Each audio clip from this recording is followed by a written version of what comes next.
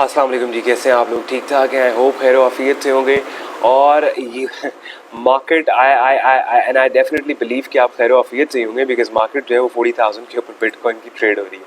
और आप में से काफ़ी ऐसे मेंबर्स हैं कि जिन्होंने बिटकॉइन मार्केट को इन्हीं लेवल्स के ऊपर, क्योंकि यही वो विसिनिटीज़ और यही वो लेवल्स हैं जहाँ पे हमने पहले बात की थी 31,000 का एरिया। अच्छा, एक चीज़ यहाँ पे कॉन्सेप्ट मैं आपको समझाना चाहता हूँ, ये अपने गौर से सुन लें, ये बहुत इंपॉर्टेंट है।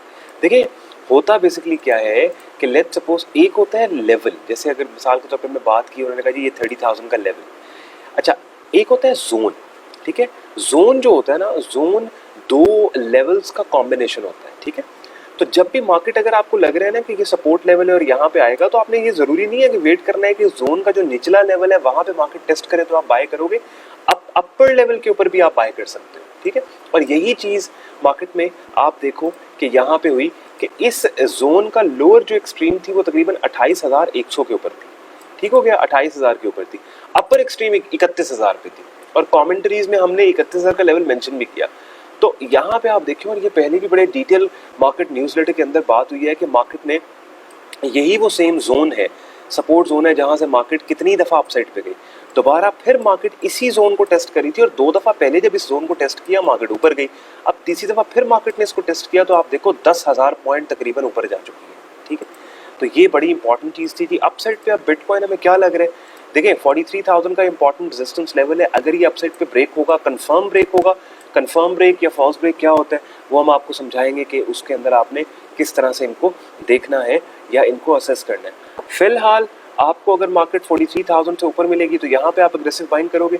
उसके अलावा एक और पॉसिबिलिटी है बिटकॉइन में, वो क्या है जी कि मार्केट जो है वो फॉल्स ब्रेक भी दे सकती है, यानी मार्केट एक दफ़ा यहाँ से अपसाइड पे ब्रेकेज दे, यहाँ पे आप बाय करो, मार्केट यहाँ पे 2-4 दिन ट्रेड होके वापस नीचे गिर जाए, आप कहो कि जी मुझे तो नुकसान हो गया, और ये सारा एरिया फॉल्स ब्रेक कहलाएगा, ठीक हो गया जी। फॉल्स ब्रेक क्या होता है कि मार्केट ने एक डिसेप्टिव मूव दी है कि मार्केट ऊपर ब्रेक हो गई, इन्वेस्टर ने समझा कि मार्केट अब ऊपर जाएगी, उसने ये सप्लाई यानी प्रीवियस जो सप्लाई थी इसको ब्रेक किया, इन्वेस्टर ने समझा मार्केट ऊपर जाएगी, लेकिन मार्केट ऊपर नहीं गई, वापस मार्केट जो है वो नीचे गिर गई, ठीक है। तो इसको कहेंगे हम फॉल्स ब्रेक। तो अभी प्लान ऑफ एक्शन क्या है, पहले हम आपको बताते रहे थे, और आप ये देखेंगे जो स्विंग पॉइंट्स थे, शॉर्ट टर्म रेजिस्टेंस थी, इस टाइम बिटकॉइन की मार्केट जो है उसने उसको भी इस स्विंग पॉइंट या इस रेजिस्टेंस जहां से मार्केट गिरी थी उसको भी अपसाइड पे ब्रेक कर दिया। दैट मींस के बाइंग थ्रस्ट रीजनेबल डेवलप हुआ है, अच्छा बाइंग थ्रस्ट डेवलप हुआ है, ठीक हो गया। तो इसको इस कॉन्टेक्स्ट में आपने देखना। उसके बाद जी हम जाते हैं, अब कार्डानो की बात करेंगे। कार्डानो आपने देखना है। अच्छा, कार्डानो की तरफ अगर आप जाओगे तो कार्डानो में आप देखिए कि हमारे पास जो कॉन्टेक्स्ट यहाँ पे कार्डानो में हमारे पास बन रहा है वो क्या है जी कि ऑलरेडी मार्केट ने जो है वो लेवल्स, ये वो एरियाज हैं जहाँ पे आपने नोट करना है, यही वो लेवल्स हैं जहाँ पे ऑलरेडी सप्लाई जनरेट हुई, रेजिस्टेंस जनरेट हुई, मार्केट रेजिस्टेंस थी, और मार्केट जो है वो यहाँ से सप्लाई जनरेट होने के बाद नीचे गिरी, उसके बाद ये लेवल ब्रेक हो गया। अब आप रिसेंटली नोट करो तो मार्केट जब इस लेवल से नीचे गिरी है, बार बार एक ट्राइड कि ये उस लेवल को ब्रेक करके अपसाइड जाए, यानी इस लेवल से अपसाइड जाए और यहाँ पे बाइंग प्रेशर डेवलप, उसके बाद मार्केट दोबारा नीचे गिरी, फॉल्स ब्रेक, अपसाइड। तो अच्छा, ये बड़ा नेस्टी काम हुआ है। ऑलरेडी मार्केट ने इस यहाँ पे फॉल्स ब्रेक दिया, पिन बार बनाई, बुलिश सिग्नल था, दूसरे दिन फिर फॉलो थ्रू हुआ, लेकिन फिर इसके लो को ब्रीच किया, यानी यहाँ पे स्टॉप हंटिंग हुई है जी, फ्यूचर मार्केट और मार्जिन ट्रेडर्स की स्टॉप हंटिंग हुई है, और फिर हो सकता है मार्केट अपसाइड पे जाए। अपसाइड पे करना क्या है, देखो एक तो एरिया ये था बाइंग करने का, ठीक है, कि ये स्विंग लो है, ये देखो जी ये प्रीवियस स्विंग लो है, यानी मैं आपको ये दोबारा चार्ट क्लियर करके बता रहा हूँ। एक तो एरिया ये था, सही है, कि ये स्विंग लो है, इसके पास मार्केट आती है, यहाँ पे आप बाय कर सकते हो। 133 का स्विंग लो है और 135 का लो है, यहाँ पे 135 तक मार्केट गई है। तो एक तो लेवल ये था आपका बाइंग करने का। दूसरा लेवल अब आप बाय कर सकते हो कि अगर मार्केट ये स्विंग हाई, अगर यहाँ पे ये वाले एरियाज ब्रेक कर देना अपसाइड पे, यानी यहाँ पे और ये वाले, यानी 190 का कह लो आप, 190 ऊपर अगर मार्केट ब्रेक कर देती है तो यहाँ पे फिर आप दोबारा बाय कर सकते हो, ठीक हो गया। तो ये कॉन्टेक्स्ट था कार्डानो का। अच्छा, मैं अब यहाँ पे एक चीज़ है जिसके ऊपर मैं यहाँ पे तवज्जो दिलाना चाहूँगा। कल के वीडियो न्यूज़लेटर के अंदर जनाब हम जाएंगे और आप लोगों की कुछ सजेशंस हैं। आपने कहा था कि जी इन कॉइन्स के बारे में आप असेस करें, इन कॉइन्स के बारे में आप बताएं, तो कल के न्यूज़लेटर जो है वो हम देखते हैं कि कल के न्यूज़लेटर में क्या करना है। अच्छा, स्नाइपर रीलोड जब मैं लिखता हूँ, इसका मतलब ये नहीं होता कि अब आपने जो है वो हंट करना है। इसका मतलब है कि स्नाइपर ऑलरेडी हंट कर चुका है।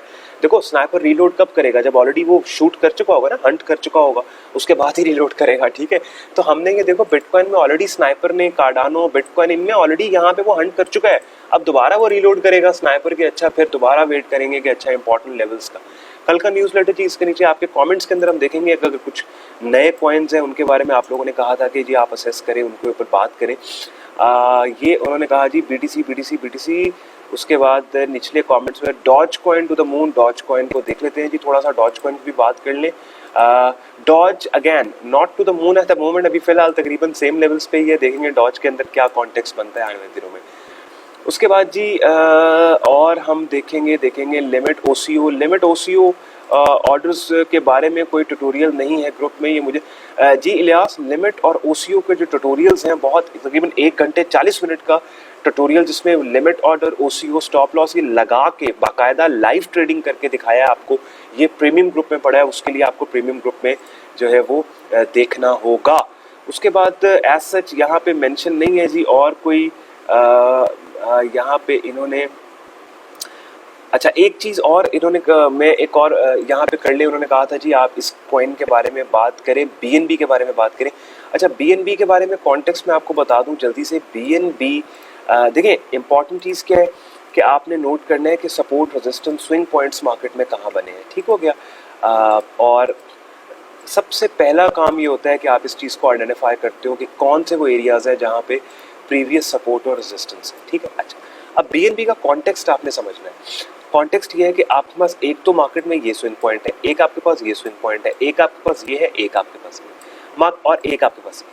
अब इंपॉर्टेंट चीज़ है, या तो आप बीएनबी आपके पास ये अगर नीचे गिरता है तो 290 या 300 का जो लेवल, यानी ये स्विंग पॉइंट जो है price must hold above this swing point, यानी 290 300 का एरिया होल्ड होना चाहिए। अपसाइड की अगर बाइंग आपने करनी है तो फिर वो 440 के ऊपर की बाइंग, यानी ये वाला लेवल मार्केट ब्रेक करेगी तो यहाँ पे आपने अग्रेसिव होने और यहाँ पे आपने अग्रेसिव फिर मार्केट में बाइंग आप कर सकते हो। ठीक हो गया जी। तो बीएनबी का कॉन्टेक्स्ट जो है वो ओवरऑल ये था। सही है। ओवरऑल सबसे इंपॉर्टेंट चीज़ आपने समझनी ये है कि जैसे मैं अक्सर आपको कहता हूँ कि ये जो चार्ट्स होते हैं ये ग्राफिकल रिप्रेजेंटेशन होती है इन्वेस्टर बिहेवियर की, इन्वेस्टर सेंटिमेंट की, कि मार्केट में इन्वेस्टर का सेंटिमेंट क्या डेवलप हो रहा है। चार्ट पैटर्न्स जो है हमें बताते हैं कि इन्वेस्टर बिहेवियर जो है वो कब रिपीट हो रहा है। सेम तरह के बिहेवियर ह्यूमंस के होते हैं और इंसानों के बिहेवियर जो है वो चेंज मतलब के पैटर्न्स उनके सेम होते हैं। तो चार्ट्स हमें वही सेम पैटर्न्स जो है वो बार बार दिखा रहा होता है और उनसे फिर हम असेस करते हैं कि फ्यूचर मार्केट मूव्स जो है वो क्या हो सकती हैं। ठीक है, ये एक ब्रीफ सा ओवरव्यू था जी। आपने इम्पॉर्टेंट चीज़ क्या है कि देखो वीडियो न्यूज़लेटर आपका तकरीबन अब फ़िलहाल एक, क्योंकि ब्रीफ वीडियो न्यूज़लेटर है तो तकरीबन को 10 से 15 मिनट का न्यूज़लेटर होता है। पूरे दिन में अगर आप ये न्यूज़लेटर सुन लोगे एक दफ़ा तो आपको थोड़ा सा अंदाज़ा हो जाएगा कि जनरल मार्केट आइडिया या जनरल मार्केट कॉन्टेक्स्ट क्या है। मैं फिर वही एंड पे बात करूँगा कि यहाँ पे आप अपने बेसिक्स जो है उनको थोड़ा सा स्ट्रॉन्ग कर लो। आपके बेसिक्स आपको लगेंगे अच्छा अब हमारे बेसिक्स बन चुके हैं, उसके बाद फिर एडवांस लर्निंग के लिए आप जो है वो प्रीमियम ग्रुप के अंदर आते हो तो वहाँ पे फिर मज़ीद आपके स्किल जो है वो पॉलिश भी होता है और काफ़ी नए कॉन्सेप्ट्स हैं जिनके ऊपर हम डिस्कशन वहाँ पे कर रहे हैं। ठीक है, यहाँ पे अक्सर लोग बात करते हैं जी कि हमें ये नहीं था फ्री ग्रुप ये वो। देखिए, फ्री ग्रुप अभी भी चल रहा है, पोस्ट वहाँ पे हम करते हैं, रिस्पांस वहाँ पे हम देते हैं, लाइव वहाँ पे हम आते हैं। ठीक है, वीक में एक दफ़ा आप कोशिश कर रहे हैं कि हम वीक में 2 दफ़ा लाइव आना, मतलब ज़रा ज़्यादा टाइम वहाँ पे लाइव आए हम फ्री ग्रुप के अंदर। इंशाल्लाह वो भी आगे होगा। और यहाँ पर एक ब्रीफ न्यूज़लेटर जो है वो डेली बेसिस पे यहाँ भी जा रहा है। ठीक, तो इससे आपने भरपूर फ़ायदा उठाना है। जो भी रिसोर्सेज फ्री ग्रुप में अवेलेबल है इससे फ़ायदा उठाना है आपने। जब आपको लगे कि आपका स्किल अब पॉलिश हो गया, आप बेसिक्स आपने जो है वो लर्न करनी है, बेसिक्स पे आपका थोड़ा सा ग्रिप आ गया और आप मज़ीद एक कदम आगे बढ़ना चाहते हो तो फिर आपने प्रीमियम ग्रुप के अंदर जो है वो आ जाना है। ठीक है, अपना बहुत सा ख्याल रखिएगा जी, कमेंट्स के अंदर अपना फीडबैक ज़रूर दीजिएगा and have a great trading week. अल्लाह हाफ़िज़।